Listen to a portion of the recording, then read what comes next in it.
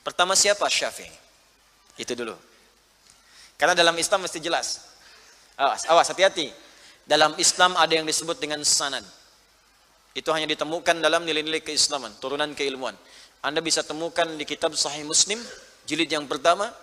Kalau Anda punya cetakan Darul Hadis, ya, itu halaman 119.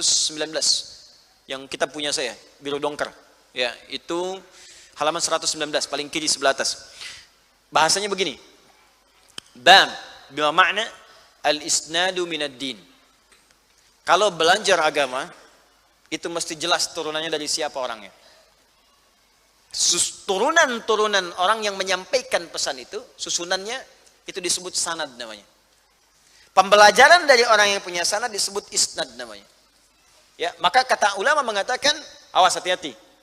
Al-isnadu minad din. Laulal isnadu la yaqulun nasu ma yasha. Mesti Anda belajar pada orang yang paham, punya sanad, jelas latar belakang keilmuannya. Kalau orang nggak punya latar belakang bicara agama, nanti semua orang bicara agama. Ini sekarang masa yang paling bahaya ini. Kalau kita mau bicara ekonomi, kita minta pendapat ke ekonom, bicara. Mau cari misalnya belajar fisika, Anda cari dosen fisika. Kimia, Anda belajar ke dosen kimia. Tapi sekarang kalau orang bicara agama, semua bisa komentar. Ini yang paling bahaya.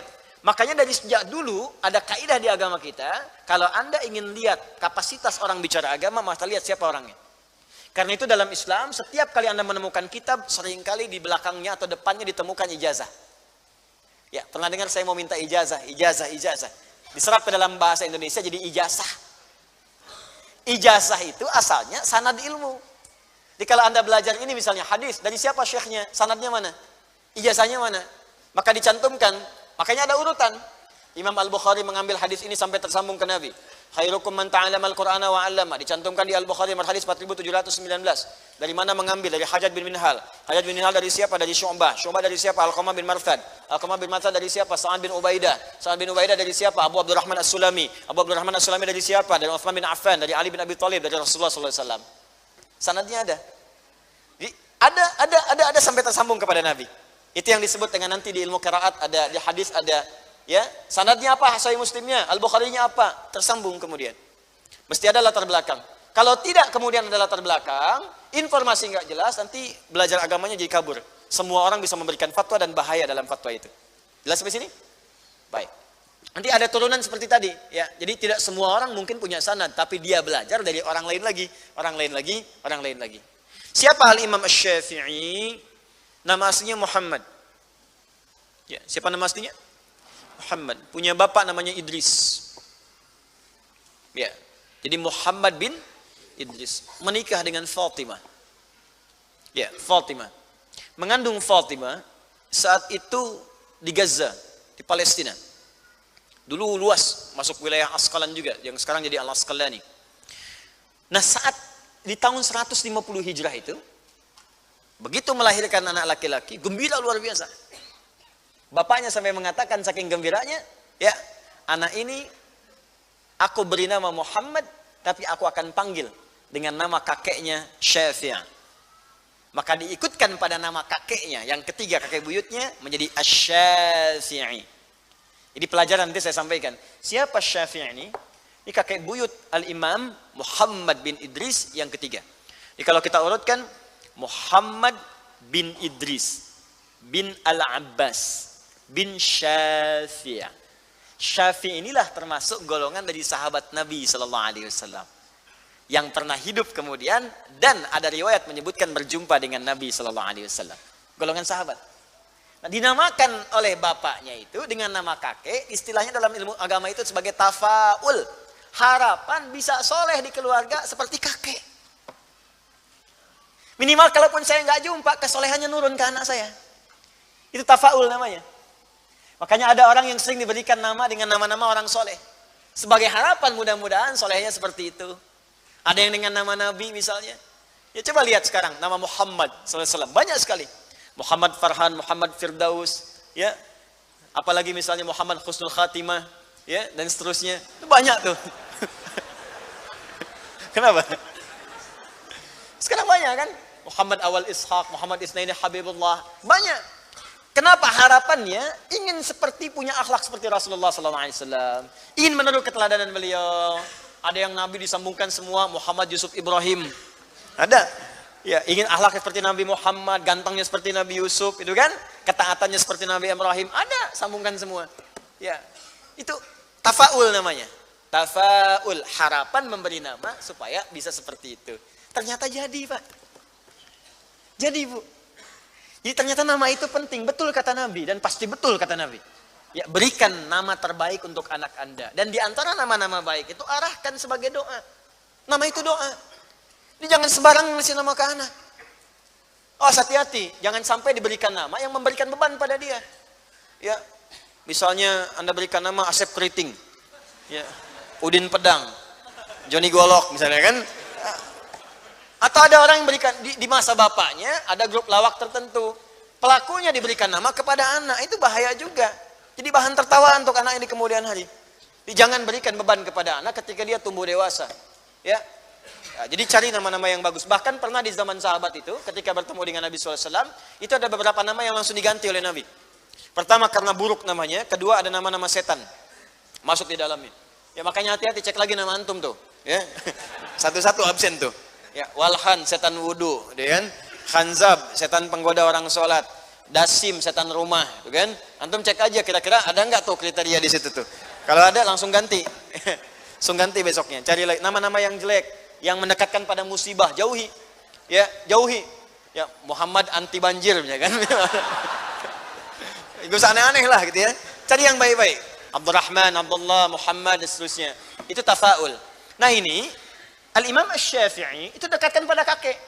Kakeknya rajin ngaji, rajin ngambil riwayat. Ternyata turun. Nah kadang-kadang ada yang dibalik juga pengertiannya. Ada ulama yang menyarankan begini. Sejak Anda tumbuh dewasa, punya peranan dalam kehidupan sebagai ayah, ibu atau bahkan kakek, berdoalah kepada Allah.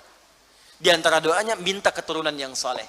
Kalau bukan Anda yang alimnya, mungkin anak Anda lah besok yang alimnya. Atau kalau bukan untuk Anda sekarang, cucu Anda besok lusa. Mungkin Imam Asy-Syafi'i ini juga bagian dari doa kakek buyutnya dulu. Ya Allah, jadikan bagian dari keluargaku yang hafal Quran. Jadikan bagian dari keluargaku hafal fikih. Jadikan bagian keluargaku ya Allah yang ahli dalam hukum. Biarkan aku yang belajar. Anakku nanti yang membawa bintang di kemudian hari. Cucuku nanti. Boleh minta, silahkan. Minta. Bukankah Nabi Ibrahim berdoa di samping Ka'bah? Yang jadinya Nabi Muhammad 30 generasi setelahnya. Itu sunnah. Coba cek Quran surah kedua Al-Baqarah. Ayat 129. Nabi Ibrahim, Nabi Ismail berdoa di samping Ka'bah. Minta kepada Allah ada keturunan beliau yang lahir jadi Rasul. Lahirnya dekat Ka'bah. Dikabulkan oleh Allah. Ketika dikabulkan ternyata 30 generasi kemudian. Satu ke yang dua itu bisa ribuan tahun. Nabi Ibrahim itu kan generasi ke-30. Kakek Nabi yang ke-30. Muhammad SAW bin Abdullah, bin Abdul Muttalib, bin Hashim, bin Abdul Manaf, bin Qusay, bin Murrah, bin Kilab, bin Ka'ab, bin Ghalib, bin Fihr, bin Malik, bin Nadar, bin Kinana, bin Khuzaimah, bin Mudrika, bin Ilyas, bin Nizar, bin Mudar, bin Ma'ad, bin Adnan, bin Adi, bin Andri, bin Muqawwam, bin Nakur, bin Tarikh, bin Ya'rub, bin Yasub, bin Nabit, bin Ismail AS, bin Ibrahim AS. 30. Coba ulangi. 30. Dikabulkan. Dan ketika meminta itu dijawab oleh Allah, turun. Jawabannya langsung lagi. Jadi doanya di ayat 129, jawabannya di ayat 151. Ketika minta Rabbana wab'ats fihim rasulan minkum yatlu 'alaikum ayatika, dijawab kama arsalna fikum rasulan minkum yatlu 'alaikum ayatina. Jawabannya itu senafas laras. Dikabulkan kapan? 30 generasi setelahnya. Antum yang taklim sekarang, doa di sini, minta. Doanya minta saja, ya Allah jadikan bagian dari keluargaku ahli Quran. Walaupun bukan antum saat wafat mungkin yang hafal Quran. Mungkin cucu antum yang ke-9. Generasi yang ke-13. Generasi yang kedua. Atau anak anda besok yang jadi ahli Qurannya. Ya. Jangan putuskan. Ya Allah saya saja, cucu saya jangan. Ya Allah misalnya. Jangan. Buka yang lebar. Nah ini kakeknya berdoa. Dia ikut taklim. Cucu generasi ketiga ke bawahnya itu yang jadi. Dan ini bagian nasab yang tersambung dengan nasabnya Nabi SAW. Ya Muhammad bin Idris. Ya kemudian bin Al-Abbas, bin Utsman, bin Syafi', bin Sa'ib, bin Ubaid, bin Abdi Yazid, bin Hashim, bin Al-Muttalib, bin Abdul Manaf, bin Qusay, bin Murrah, bin Kilab, bin Ka'ab, bin Ghalib, bin Fihr, bin Malik, bin Nadar, bin Kinana, bin Khuzaimah, bin Mudrika, bin Ilyas, bin Nizar, bin Mudar, bin Ma'ad, bin Adnan, bin Adi, bin Adri, bin Muqawwam, bin Nahur, bin Tari, bin Ya'rub, bin Yasjub, bin Nabit, bin Ismail AS, bin Ibrahim AS, bin Azar, bin Nahur, bin Abid, bin Kinan, bin Arfakhshad, bin Sam, bin Nuh AS, bin Mikhlaim, Tushara, bin Kinan, bin Anwas, bin Tis, bin Adam AS. Nasab Imam Asy-Syafi'i dari beliau sampai ke Nabi Adam. Ya, nyambung di kalimat Hashim dari Abdul Manaf, Al-Muttalib Abdul Manaf. Bertemu nasabnya dengan Nabi Muhammad sallallahu alaihi wasallam di Abdul Manaf, termasuk keturunan Quraisy. Ibunya Fatimah juga nasabnya sampai. Ada yang mengatakan ke Al-Husain, ada yang mengatakan ke Al-Hasan. Ini syarifah. Mulia. Bapaknya mulia. Anaknya luar biasa. Dan disebutkan tafaul ke kakeknya yang ketiga, buyutnya, untuk minta kepada Allah supaya diberikan ketakwaan, kemuliaan seperti kakeknya dulu pernah belajar ke Nabi sallallahu alaihi wasallam. Jadi beliau 7 tahun hafal Quran. Kemudian dengan riwayat-riwayatnya.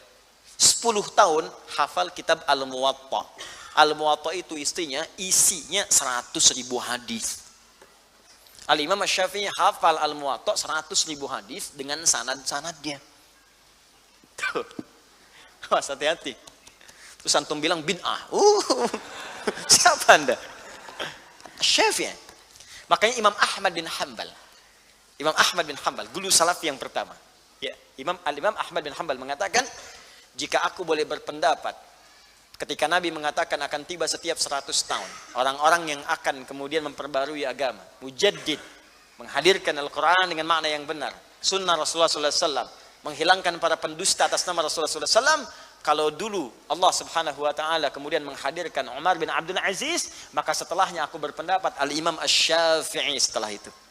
Itu kalimat Imam Ahmad bin Hanbal memuji Al-Imam Asy-Syafi'i. Ya, ustaz-ustaz dulu saling memuji, bukan menahdzir. Ya, muji ini, muji, rekomendasikan ini, rekomendasikan itu, maju. Al-Imam Asy-Syafi'i, ketika usia 10 tahun ibunya berpikir, single parent bu, bapaknya meninggal. Single parent berjuang, lu dibawalah kemudian ke Mekah, belajar dari bahasa kaumnya, ke Hudzail, Quraisy, sehingga beliau jadi orang paling fasih di masanya dalam bahasa Arab. Plus melafadzkan Al-Quran. Di keunggulan Al-Imam Asy-Syafi'i, saat pemuda jadi anak muda, jadi remaja tumbuh kecil hafal Quran, tumbuh mau remaja hafal hadis 100.000 hadis, belum kitab yang lainnya. Ketika naik ke masa muda, itu sudah hafal kaidah-kaidah bahasa Arab, ucapan Arab secara sempurna fasih, bahkan saat remaja beliau punya tugas khusus diantaranya membacakan Al-Quran di pelataran Masjid Al-Haram. Sampai terkenal di orang-orang pada saat itu, kalau Anda ingin mendengar Quran sekhusyuk-khusyuknya, datanglah ke tempat bacaannya Syafi'i. Kalau beliau membacakan ayat-ayat tentang neraka, tentang doa, nangis semua. Gak ada yang diam. Kalau bacakan ayat tentang surga, segera pengen ke surga. Asy-Syafi'i. Paling fasih dalam kalimat bahasa Arab, paling hafal syair-syair. Makanya beliau termasuk satu-satunya imam madzhab yang punya diwan. Diwan. Lihat keunggulannya. Hafal Quran, hafal banyak hadis, tahu syair-syair Arab, punya diwan. Untuk memahami diwan mesti hafal 16 bahr. 16 bahr itu enggak mudah, Bu. Pak, 16 bahr itu ilmu keempat yang penyempurna setelah nahwu, sharaf, balaghah. Sharaf saja 12 cabang ilmu lagi. Ya, balaghah saja 3 cabang ilmu lagi, ma'ani, bayan, badi. Untuk hafal bahar di ilmu arud 16. Tawil, rajas, madid dan sebagainya. Beliau sudah hafal di dalam kepala, bukan di luar kepala. Hafal di luar kepala, belum hafal. Masih di luar. Dalam kepala. Sampai ketika aktif seperti itu disarankan oleh seorang syekh, bakat kamu itu tinggi, kamu terlihat cemerlang, bintangmu banyak. Maka gunakan bakatmu ini untuk mendekat kepada fiqih. Maka sejak saat itu mendalami kemudian fiqih, mendalami Qur'annya, hadisnya dan sebagainya sampai jadi bintang dan berguru kepada Imam Malik untuk mendalami hadisnya. Datanglah kepada Imam Malik di Madinah.